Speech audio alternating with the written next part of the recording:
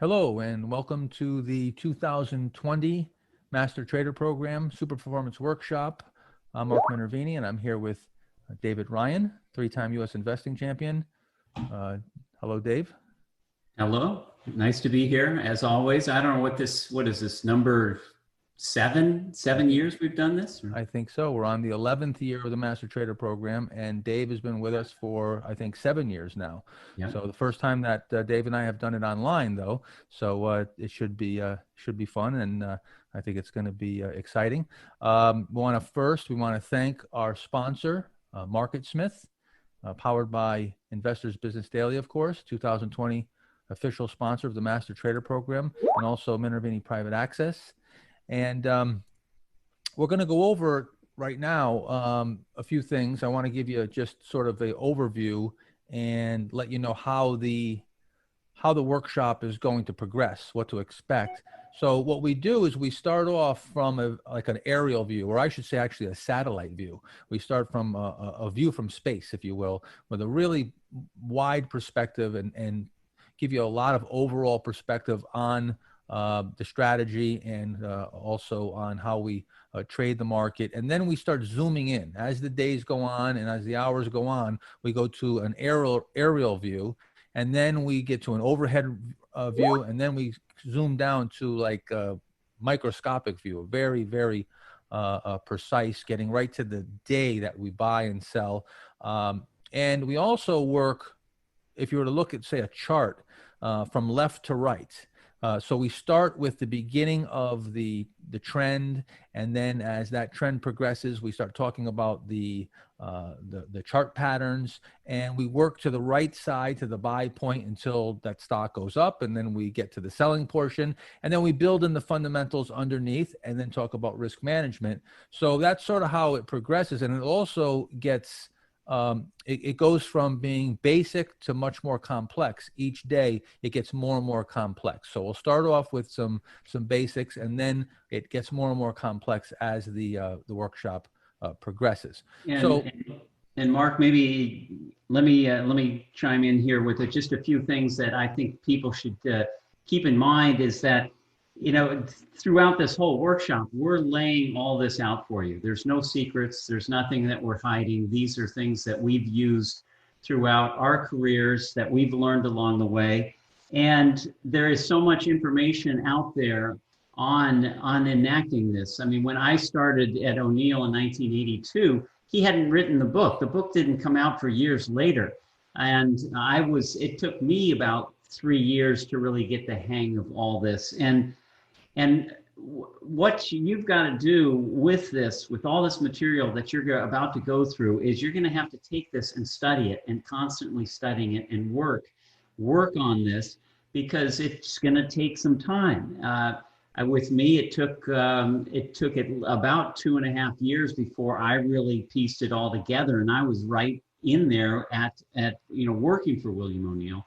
And I know, Mark, you've said it's taken you 5 years to really make a lot of mistakes and then put it all together to start doing well. So remember, we lay it all out, study all this material, and then just be patient. If you stay with it, it'll all come together, and you'll get some very, very good gains.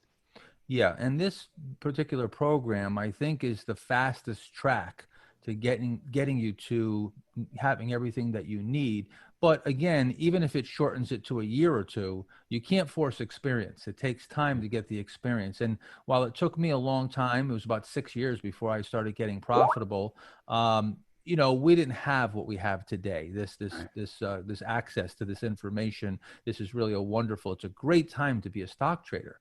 It's a great time to be a lot of things, because you can learn from the people who actually, write the songs if you're a musician and so forth. I mean, online is an amazing tool, and of course we're using it here in a way that we haven't in many years. Lots of people are now doctors. Everybody's going online, right? So we're going to bring you this information, and it's going to take time, though, and we've heard people say that the Master Trader Program is like drinking from a fire hose.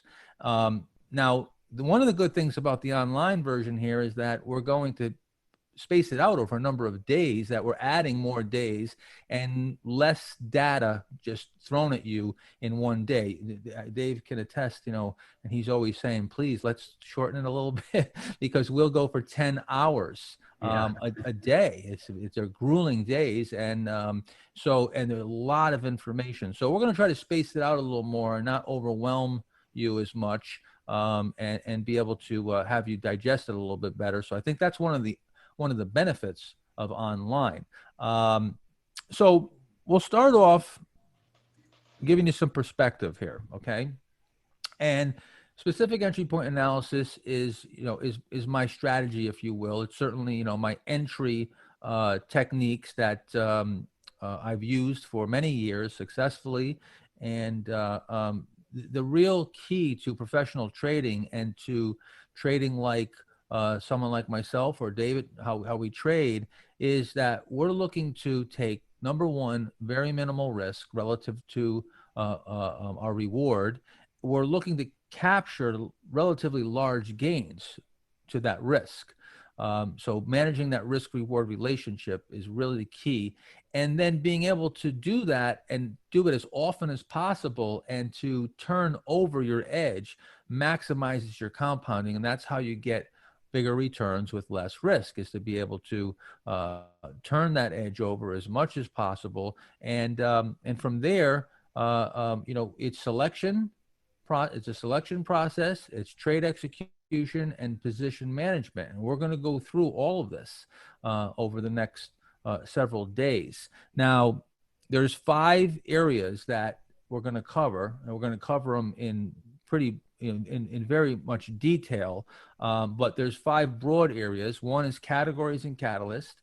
The second is the study of price and volume. We're going to look at technical analysis and study the price and volume action, company fundamentals, and entry and exit points. That's going to pretty much boil down the Master Trader program to everything that we're looking at. But like I said, it's going to be very detailed. So it's in a lot more topics than that. But those are the 5 key areas. Now, there's 6 categories that I categorize companies in. One is the market leader, 2, the top competitor, the institutional favorite, the turnaround situation, cyclicals, and laggards. That's how I classify a stock. I want to sort of, when I see a stock, a company, I look at it, and the first thing I do is I say, okay, what category would I put this in? Now, I generally focus on the top 4. The market leader, the top competitor, the institutional favorite, and the turnaround situation. And David does basically the same. He's looking mainly at, and we're both mainly looking for the market leaders, those top competitors, and occasionally the institutional favorites and some turnaround situations. The cyclicals, occasionally we're looking at cyclicals, but they're not growth stocks, and they don't have those secular moves, and they have a little bit different way that you have to treat them. And laggards, of course, those are the ones that we generally stay away from, and sometimes even short. Now, I want to give you a sort of a few of each of these 4 that we look at. The market leader, this is the one that you really want to focus on and concentrate on. These are usually first to emerge in a bull market. All right. They're going to almost always look expensive. They have usually a relatively high PE. They'll be trading near their 52-week high. They're sometimes very hard for people to buy because they appear expensive. They'll lead in RS, relative strength ranking, EPS ranking, earnings per share, sales margins. They'll usually have the stronger of those. And many of them are in the small and mid cap area. And a lot of times they're names that you've never heard of before. And and I would say in most cases, they're names that you've never heard of.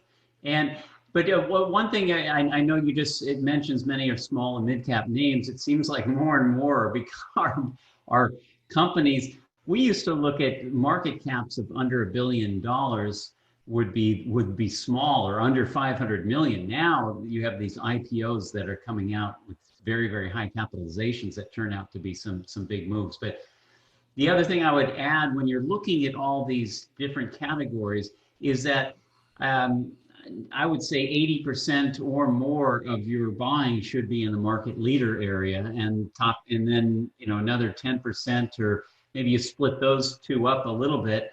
But most of your buying is in those top two groups, and then institutional favorites, not so much, and then turnaround situations, maybe 5 or 10% at the most. Is at least the way I would be weighting those in my portfolio. Yeah, so I also try to concentrate my buys in the market leaders and the top competitors. And again, the top competitor, all right, moving from the market leader to the top competitor, the top competitor is the number 2 or 3 companies in an industry. And sometimes you can have a top competitor leapfrog the leader. So for instance, I'll give you an example, Home Depot and Lowe's. So at one time, Home Depot was doing much better than Lowe's, and then Home Depot slipped and Lowe's sort of moved into their, into their position and did well for a while. They've sort of flipped back and forth. But if I were to ask you, what's the number one, cola, what would you think? Probably maybe Coca-Cola, right? Or Pepsi. If I said, what's number 2, same thing. You'd say Coca-Cola or Pepsi. So if I said, no, what's number 3? Maybe, RC Cola, right? How about number 4? See, so you're not so quick probably to come up with a name. So as you go down the list, as you get away from that 1, 2, 3 spot, you start getting away from the real leaders in any industry. Even like, say, coffee, maybe Dunkin' Donuts and Starbucks. You might think of a few names, but as it gets away from those top 3 or 4 names, now it gets into names that, that aren't the leaders. That's sort of the way it works with the stock market, particularly in most groups, maybe not like in the semiconductor group because there's so many companies, but in many of these groups. And these companies sometimes will move together in a group. So you might get, the top 2 or 3 companies that do really well stock-wise, even though the top competitor maybe has an inferior track record compared to the market leader. But the leader usually it leads in performance as far as the gain that you'll make in the stock and the underlying fundamentals. Now, the institutional favorite, these are companies that at one time usually were market leaders. Like, for instance, an IBM or an Apple now and a Google. These are big companies, very large companies that the institutions love to own. They're liquid, mega cap. But I can tell you, when I was buying them originally, Amazon in 1997, Yahoo 1997, Google, in the early 2000s, nobody knew these companies, and they were small companies. They were market leaders. They were relatively small, usually, mid-cap names. And now they're big institutional favorites that everybody knows. Now, by the time you get to that institutional favorite name tag, if you will, or it's, it's officially a growth stock, officially a quality company, right? You would think of Apple as a quality company, sort of a safe holding, right? Well, there are no safe stocks, first of all, but these names are liquid and they're generally large cap and they're very widely followed. And most of the really big stock move is behind them. Like, you're not going to get Amazon to make a move like it made in the last 10 or 20 years in the next 10 or 20 years. That's just not going to happen. You're going to have to look for some names that maybe you're not so familiar with, and that might be the next Amazon. So bear markets can provide opportunities for these names when they're down. But again, we would focus more on the leading stock area. And then the turnaround situation, just to round this off, and to wrap it up, now you might have a company that fell on hard times, and now they've got a new CEO. They have some recovering fundamentals. They've changed their business plan or improved and refocused their business strategy, rid losing operations. They maybe cut costs and streamlined, and they're going against easy comps. And they usually have their margin deterioration causes them to fall on hard times, and their margins come back. That was actually the story behind Apple. So these have to be treated a little bit differently. So the reason why we're bringing this up is because we're going to show you how to treat each of them and the caveats that you might have to understand to know how to treat these various categories. Now, wait, Mark, I just would add too that and this is something that you I think you mentioned, but I think it should emphasize, is that most of these stocks that are in these categories, they are found in groups that are some of the strongest groups in the market. and Market Smith has about 198 groups. They should be in the top 25% of all groups. So the top 50 groups are where you're probably going to find most of these stocks. Yeah, particularly at the start of a bull market. If you had a bear market and you're just starting a new up leg, you want to really start to concentrate in the very best stocks and the very best groups. And like David said, you'll see that there will be group moves. This has happened in every cycle. Usually, a bull market is led by 3, 4, 5 groups, and those will be the leading stocks will be in those leading groups. Now, a market leader, here's a perfect example of a stock that was not only a market leader, but was in a very strong group at the time. And I'm sure, Dave, that you remember Amgen back in the 1990s. This was a stock that I was buying. O'Neill was buying this name. Dave was probably buying this name back then. But I want you to take a look. The market's down 35% and just coming off of its lows, just starting to come off the lows there. And you can see Amgen is moving into new highs. Now, I want to point out, you can see the stock price. It's adjusted for stock splits, or it wasn't trading at $2. I don't trade $2 stocks, and David doesn't either. We like the stocks to be in at least double digits. At the time, the stock price was much higher, but these charts have been adjusted. So as you go through the workshop, if you see charts at 5 cents or $1, that's not the correct price, okay? This is where I'm buying. I'm buying right here as the stock is moving into new high ground, coming out of this base.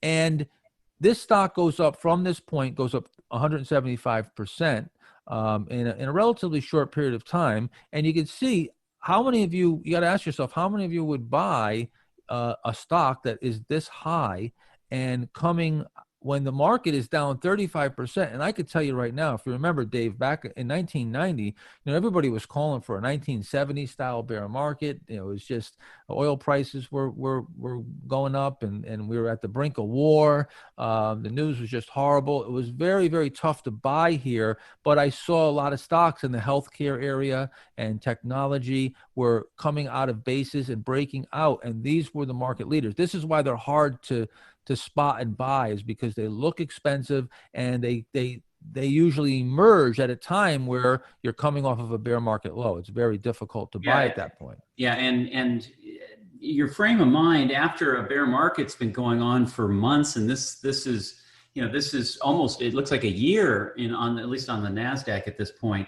that it was going down. You get in such a negative frame of mind because you go, when's the market going to turn? When is it going to turn? And you start seeing this, it's so hard to hit the buy button on something that's breaking into new high ground when the market's only been down and you've only probably been chopped up for months. But that's where you really have to concentrate on relative strength line, what stocks have that going into new high grounds as the market is underperforming. Right. Now, if you take a look at Amgen in hindsight and you see what happened from that point on, you can see the stock was actually very cheap at that price that looked so high. And big move here that ensued over the next year or so. And again, this stock went up 360% in 26 months. And that's about average for a move in a leading stock. The average is about a year and a half. Sometimes it's 2 years, maybe a little more. But this is a typical move of a leading stock emerging. Now, taking a look at Lumber Liquidators, this was another name. And again, this is a perfect example that Lumber Liquidators didn't have a big lifespan. They actually got into a bunch of trouble after this, and the stock topped. But this is how I wanted to point out that this is how I get leverage on the market. Some people talk about, using margin. I get leverage on the market by buying the best merchandise that is powerful and can make a much bigger move than the market. So you can see here, the market moves up 33% during a time where this market leader moves up 240%. And just like with the Amgen, where the market moved up from there, but Amgen moved up multiples of the market. So this is how you get your leverage, and you really get those nice big returns, is that you're moving in the areas that are very powerful and can make those type of moves. And you can see here again how it's resisting the market, moving into new high ground, showing a lot of strength before it makes that move. a stock that is looked like that recently is a DocuSign. So take a look here at DocuSign, and we're going to compare. We're going to get into this a little later as far as comparing stocks to the overall market and taking a look at when you should be purchasing them relative to the general market. But I want to just point out that if you look at the market here with this big waterfall that we had, and you broke below the 200-day moving average, and you can see DocuSign just came down to an uptrending 200-day moving average, and right off the lows, just several days off the lows, or not even a few weeks off the lows, we're in new high ground on DocuSign. This stock's just screaming that it wants to go higher, and then over the subsequent months, the Nasdaq goes up 36%, and DocuSign goes up 120% during that same period. You see, that's how you get that leverage. Very similar to the lumber liquidator situation. Now, top competitor. All right, here's a great illustration, and I've got a few precedents for you to take a look at a market leader and a top competitor. So Netflix at one time was a competitor of Blockbuster, and they came onto the scene with this digital format. And Blockbuster, if some of you are old enough to remember this, had tapes that you would go and you would rent and take them home and then bring them back. And as a matter of fact, I remember in the back of Blockbuster, you'd go there and they had a little room and there was just somebody back there just rewinding tapes all day. It was, of course, that's the way that we watched movies then. And Netflix really didn't come up to speed for a while. And Blockbuster did not buy into that technology and that future of where that industry was going, and Netflix really saw the future in this industry. Now here's the interesting thing. You see right here, Netflix goes IPO, and if you take a look, it was almost to the day that Blockbuster topped. Netflix came on the scene, and it's like the stock knew that there was this formidable competition, and the stock tops. But watch this. It takes from 2002 all the way until 2010, 11 before Blockbuster stock is virtually vaporized, and they were basically going into bankruptcy here. And once the competition, the market leader is gone and vaporized, look what happens. Netflix breaks out and it's off to the races. You see? And right almost to the day, I think it was maybe 4 or 9 days, I can't remember. I think it was 9 days to the day that the IPO from Netflix went public, that Blockbuster topped. And then I was actually buying Netflix in 2010, right here, as it was coming out of, you can't see it, that's a pretty large base, but it was coming out of that base. And then since then, of course, it's gone even much higher. Yeah, and Mark, on Blockbuster, I remember, and I was one of the first subscribers to Netflix in terms of, a lot of people probably don't even know that they used to send their DVDs in the mail. And Blockbuster, you had to go to the store, and Blockbuster made, I think, $40 million one year just off of late fees. You could only keep it out for just a couple of days, and you had to get back by the time the store closed at 10 o'clock, and you're rushing to get there, where with Netflix, with those DVDs, you could hold them as long as you wanted to. And so the concept, it totally flipped the whole industry on its head. And I don't think Netflix went online until I think a number of years. I think it was probably 05, 06, maybe even longer before it actually started to be downloaded. And the DVDs have now have almost disappeared. That's right. It was still hard copy back then, where you actually, that's right, you got them in the mail, and it was a very different model, and that's a disruption. That's what you're looking for, a disruption, disruptors, and disrupting an industry and a totally new category, which we'll talk about in just a second. We'll take a look at the biggest disruptor probably in the last 100 years. But let's take a look here. I want to show you another precedent that's very interesting, very similar to the Blockbuster Netflix story, is the Michael Kors versus Coach. And at the time, Coach was sort of the only game in town when it came to that sort of high-end pocketbook, and my wife is much better at this than me, but when it comes to this fashion stuff. But I remember, Coach was they were in that maybe $300 to $600 range. And it wasn't the expensive bag like a Louis Vuitton, and it wasn't a cheap bag, but a really high quality bag.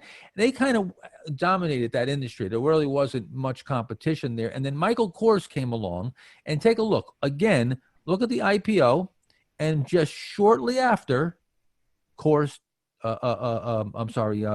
Tops. And during this same period, which is, a few years, right? Michael Kors goes up 329%, and Coach goes down 56%. I mean, they're literally completely opposite directions. This stock tops and gets cut in half, while Michael Kors just has a great run. And that's the new boy coming into town, whether it's a top competitor. It certainly wasn't the market leader at the time because they just went IPO, but they came on the scene and they took over that top spot. So that's looking at top competitors. Now,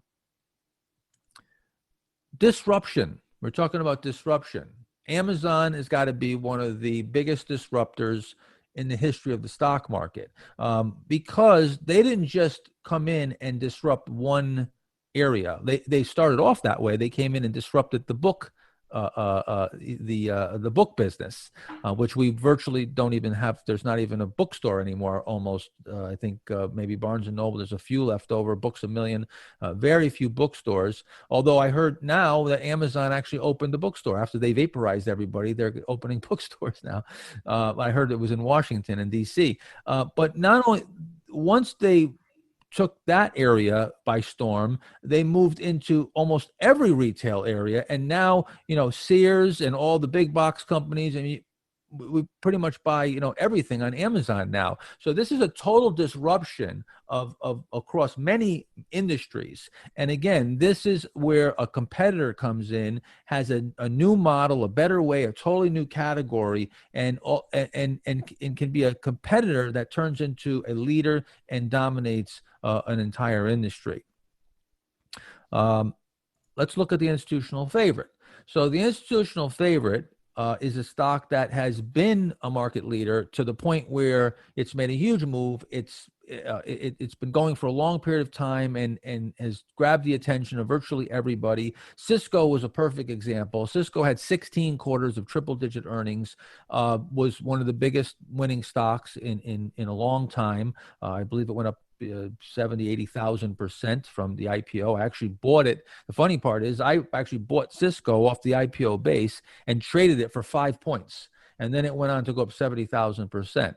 Fortunately, I traded many names along that way and was able to make over 100,000% during that period by trading in and out of a lot of names and swing trading. But this one stock made a huge move. And then by the time everybody loved it, and Qualcomm and many of these names that were the high flyers of the 1990s, that's when it becomes a late stage, crowded trade. All the institutions are in, and now there's just tons of supply. And now you can see the stock tops with the market and then moves sideways for the better part of 16, 17 years up until just recently, where I'm not even sure if it's in new high ground yet. It might even be 20 years. Another one to look at would be Qualcomm, which I just mentioned. Again, here's where it's a market leader, turns into an institutional favorite, and then look, 21 years later before it gets back to even. But you see, you can buy some of these off of bear market lows. Once they become that quality leader, you might be able to buy them coming off of bear market lows, and you can get a move out of them. But you can see nothing compared to this meteoric rise that it had when it was a market leader. And Mark, you can throw a few more stocks. I mean, Microsoft was the same thing. It topped out in 2000 and didn't start acting well until 2016. So it was also dead money for 16 years.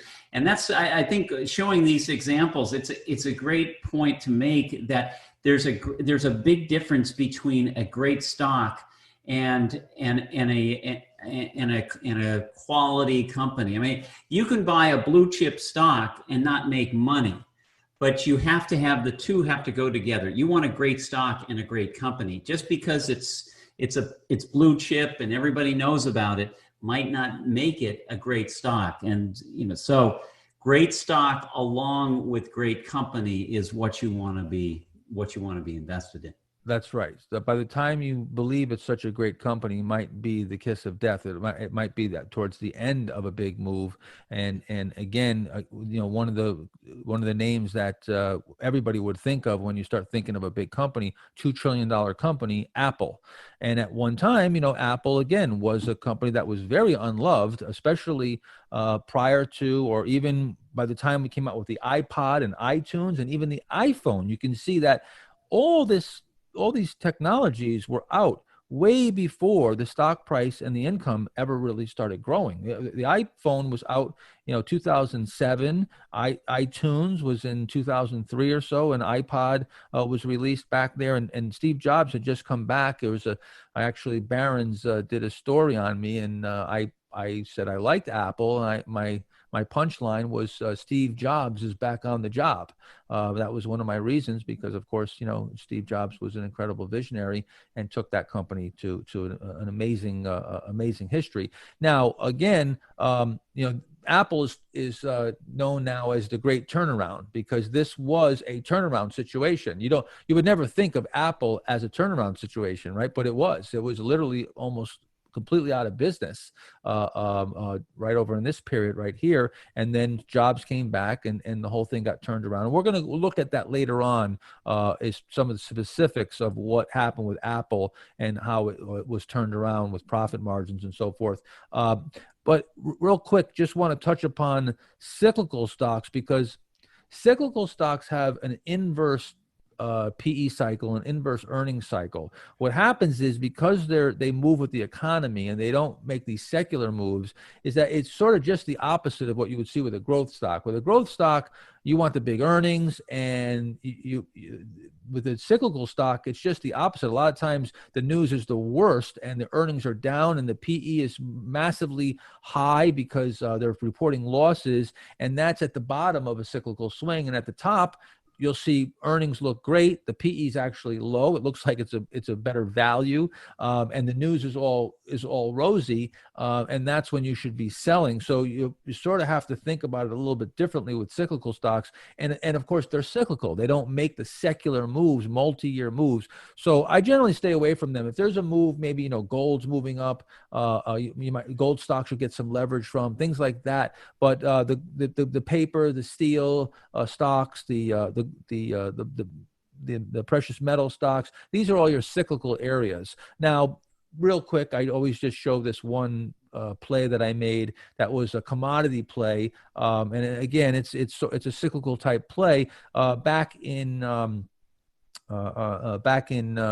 2004, 2005, copper prices had soared, and I noticed that Encore Wire was setting up in a base, and I did a little research on it and found out that they had stockpiled a whole bunch of copper that they had bought prior to copper prices soaring. So, reasoning says that if you locked in that price and now the prices are much higher, you can pass that on to your customers, and that would widen their margins. And that's exactly what happened. Their profit margins exploded, and the stock made a big gain. I made a double on the stock at that time. But that was like a sort of a special situation commodity play, one way you can play cyclicals. I want to go back. Go ahead. I'm sorry. I was going to just add, with the cyclicals, you usually want to see two very, very large quarters. And I think we get to that later, but you do want to see some kind of turn in the earnings to go along with the performance of the stock price. Yeah, same thing with turnaround situations, and we are going to go over that later on in fundamentals. I want to roll back for a minute, and I want to talk about sort of my very first investment model, if you will, or criteria. When I started off, my very first criteria, and just because I want to show you the thinking in probabilities and stacking as many probabilities as you can in your favor, and how I started to build the strategy that I now employ. I started off by building a strategy that I call the 95% club, or looking for stocks that fell into the 95% club. And what that meant was, I wanted to go and look at what were the biggest winning stocks? What were the characteristics that they had? This was the O'Neill study, and going back to the Richard Love study in the 60s and 70s, and then of course O'Neill in the 80s and 90s, and then in the 90s and 2000, I furthered that study, and sort of just on that body of work, we just kept building on that body of work, looking for the common characteristics of big winners. And none of us from the 1960s all the way till when I was getting involved in the 1990s, we didn't find much new, much different. It was pretty much the same characteristics. The companies got a little bit bigger over time.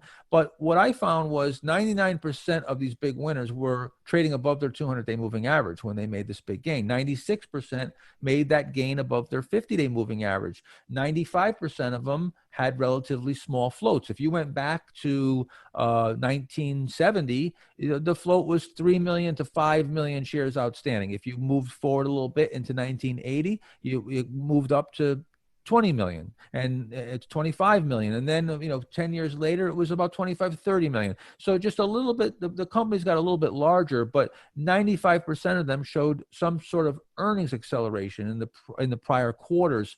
And 96% of them came off of market corrections. They started their move from market corrections. So market corrections are good. If you're looking for these leading stocks, you want a market correction, and that's where you start looking for these stocks. And 95% of them had a catalyst. They had some type of positive catalyst, some kind of change, a new product, service, or a change in their industry for the better. So what I decided was, I want to be in the 95% club, not the 5% club, right? So if I start looking at stocks that don't have these characteristics, I'm in the 5% club. I've got a 5% probability of finding a big winner because these are the characteristics of big winners. Adding to that, looking at these studies, 70% had earnings on the table already of 20% or greater in the most recent quarter. And the real eye opener is 80% of the biggest winning stocks. If you go all the way back to the early 1900s, we went all the way back to the 1800s. O'Neill went back to the 1800s. We looked at stocks going back to the original moves from companies like GE in the turn of the century, and 80% of them were IPOs, new companies on the market within the previous 8 to 10 years. So again, it's not these companies that have been around for 30, 40, 50 years. It's the relatively newer companies. And then again, why do I focus and why do we focus on these areas, these categories? Well, again, if we look at the groups that produce the biggest amount of winners, you're not going to see cyclicals in there. You don't see steel stocks. You don't see papers. It was consumer retail, technology, computer-related and peripherals, drugs, medical, biotech, and leisure and entertainment. Those 4 areas accounted for 70% of the biggest winners. That's very eye-opening, especially when, as Dave just pointed out, there's 198 subgroups that IBD follows, and sectors. There's a good handful of sectors, but these are the areas where the big winners were being produced. And of course, as technology changes, you'll see some changes here. But I put this together, and I do this each year that we do this just to make a point. It may not be exactly the way things progressed here, but it's really just to make a point. And this is where what we call the spin-off effect, or sometimes it's been referred to as the cousin effect, or the main thing to realize is that each industry not only builds on the previous industry, but creates conditions for completely new categories. Like, for instance, Netflix, completely new category. Amazon, completely new category. Microsoft at the time, Windows, completely new category, completely new technology, changed everything. The internet, completely new technology, totally new category, breakthrough technologies, disruption, okay? So let's look at how that looks. So we go back into the 70s and 80s. We look at the mainframe computing. Back then computers were gigantic. You have to fill your entire house with computers to do what you can do on a watch right now, right? Then local area networking, tying computers together, software. At one time, if you remember, we had computers and used to have that little blinking light MS-DOS, and we couldn't do much with them because there wasn't a whole lot of software for these computers. So now software was something that became a natural progression from the computer. Routers, internet infrastructure. Now we got online, and we had a lot of data, storing the data management. In the 1990s, personal computing exploded. Dell computer, laptops. From there, we had online services like AOL. People started going online. If you remember going online with AOL, if you're old enough to remember, where you logged on and it went beep for like about 40 minutes before you could log on. It was archaic, but that was the early stages. So then, we started putting things over the internet and online, and we needed bandwidth, right? That was the big problem, is that you had you couldn't stream videos and do things that we can do today because there wasn't enough bandwidth. And you had companies like Broadcom. Then we had internet search. It started with Yahoo, but Yahoo kind of slipped up and got into some other areas, and Google came in, and that's a perfect example of a top competitor. Google came in and took over internet search. Then now we got everybody online, right? And they're all talking to each other, and it's sort of like, going to a bar and everybody's going home having unprotected sex. We need to put a condom on the computer now, right? We have security, software security. We have to protect everybody, which is, even bigger than ever today. Then we move things off the computer, right? A cloud. Now we move them to the cloud. They're off the computer. Completely new category, right? So, social media, networking. That's what we're doing. That's what this is all created. Twitter, completely new category. And now what's next? Artificial intelligence. We went from mainframe computing to desktop to laptop to tablet to smartphone. Just get smaller and smaller and smaller and more powerful, and then areas that you could never even think of. I mean, could you ever think of doing the things that we do today, 20, 30 years ago? No. I would maybe, I don't know, Steve Jobs and Bill Gates probably envisioned this stuff. So, and then Mark, let me add a couple more to this. All these, a lot of these that you've mentioned are new categories and spin-offs from other technology. A lot of these are all technology companies, but just think of a few other ones that it's a totally new category. In the soft drinks area, Monster Beverage has been and was one of the biggest stocks of all time in the last 20 years. And they invented a whole new category of, high octane or, lots of caffeine, lots of sugar, and, with their Monster Beverages. That's one add-on. Another one is, how about in cars? Tesla has revolutionized and almost really invented a whole new category of cars that only use batteries. And you can go on with retailers. That's a whole new category, like Costco and big box retailers like a Home Depot or a Best Buy. But you always have to be looking for those new categories, those new, as you've mentioned, disruptors. And even in some of the most mundane industries, someone can come along and totally change it. Home Depot is a perfect example. When Home Depot came out, and big box retailing was a completely new category, and nobody ever realized what it was going to do, what it was going to create, and what it was going to destroy. The hardware stores were everywhere at one time, and now you could barely find one anywhere. They just wiped the entire industry out of hardware stores, very similar to how Amazon wiped out the bookstores. So again, these are just natural progressions, and it'll continue. You have to look for what's the next technology, and it might be something that may not even make sense to you. And you have to trust the stock breaking out into new highs, coming out of a base. And some of the techniques that we're going to show you will lead you to these breakthroughs, even when you might not even know what those breakthroughs, what the future holds and how big it's actually going to be. Real quick, we're going to wrap up here on this just general overview to start off with, and looking at categories and catalysts. The best candidates that you're going to find are going to be growth related, accelerating earnings and revenues, explosive market positions, things that are sustainable, like I said, not cyclical, trends that could be secular and scalable business models and disruptors, disrupting industries, totally new categories and totally new technologies. The worst candidates are going to be highly capital intensive, limited pricing power, heavily regulated. Airlines are a perfect example. Not that there aren't periods of time where airlines could be good investments, but when you look at these areas that take a lot of capital, you don't have much pricing power. There's tons of regulation. Margins are under pressure because maybe there's a lot heavy competition.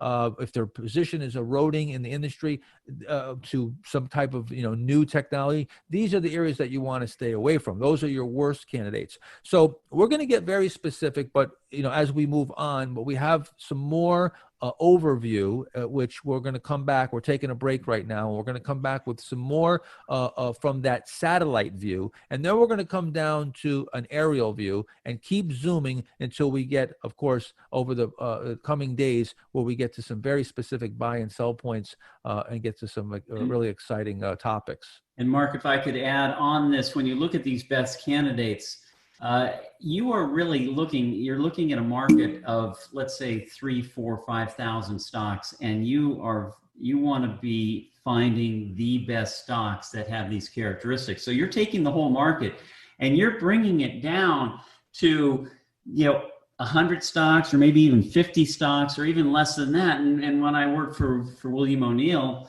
he would take the entire market and really narrow it down to just a couple of stocks where he would really concentrate in. But that's what you want to do. You want to be very critical and throw out a lot of stocks that don't have these types of characteristics and narrow down and zoom in on the best that have these different characteristics.